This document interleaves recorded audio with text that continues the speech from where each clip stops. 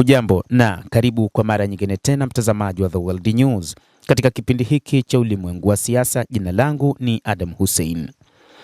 Huko Lebanon, kundi la wapiganaji la Hizbullah limefanya mashambulizi mbalimbali katika nchi ya Israel katika sehemu ya operesheni yake ya 11 ya drone na makombora. Harakati za wapiganaji wa Hizbullah ya Lebanon imesema kuwa imefanya operesheni 11 dhidi ya maeneo mbalimbali ya Israel kwa kutumia ndege zisizokuwa na rubani, makombora na mizinga katika mashambulizi ya mtawalia.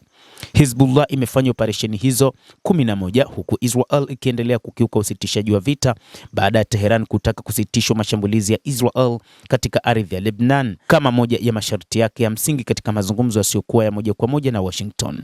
Kwa mujibu wa ripoti kutoka duru ya habari ya Hizbullah, wapiganaji hao na wanaharakati hao walishambulia mikusanyiko ya kijeshi ya maadui katika mji wa Noura mara mbili siku ya Jumapili na jana Jumatatu kwa kutumia ndege zisizokuwa na rubani. Operesheni nyingi za wanaharakati wa Hizbullah zimejikita zaidi katika mashambulizi dhidi ya wanajeshi ambao ni wa Israel IDF katika mji wa Bayada. Wapiganaji hao wa Hizbullah walivurumisha makombora katika mikusanyiko ya wanajeshi na utawala wa Israel karibu na minuko ya Salla na katika uwanja mkuu wa mji wa Kantara huko Lebanon. Operesheni nyingine ya Hizbullah imejumuisha mashambulizi ya makombora dhidi ya wanajeshi wa Israel na kupiga kundi kubwa la wanajeshi kutoka nchini Marekani. Hivyo maafisa wa Hizbullah wanasema kwamba wapiganaji wao wataendelea hadi ukombozi kamili wa ardhi ya Lebanon utakapofanikiwa.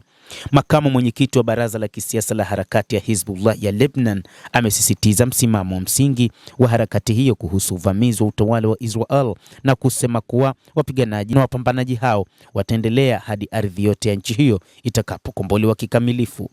Mohamed Komat, makamu mwenyekiti wa baraza la kisiasa la Hizbullah, amesema kupitia mahojiano na televisheni ya Al Jazeera kuwa hakutakuwa na mazungumzo yoyote yasiokuwa ya moja kwa moja na Israel bila usitishaji wa mapigano kamili na wa vita vya pande zote. Afisa huyo amesema kuwa operesheni za wapiganaji zinaendelea na kueleza kuwa mapambano yataendelea hadi kila shibri ya ardhi ya Lebanon itakapokombolewa kutoka mikononi mwa adui. Aidha, ameunga mkono msimamo thabiti wa wapiganaji hao pamoja na spika wa bunge la Lebanon na kupinga mazungumzo yoyote ya moja kwa moja ya adui Israel, akisema msimamo huo hauwezi kuvukwa.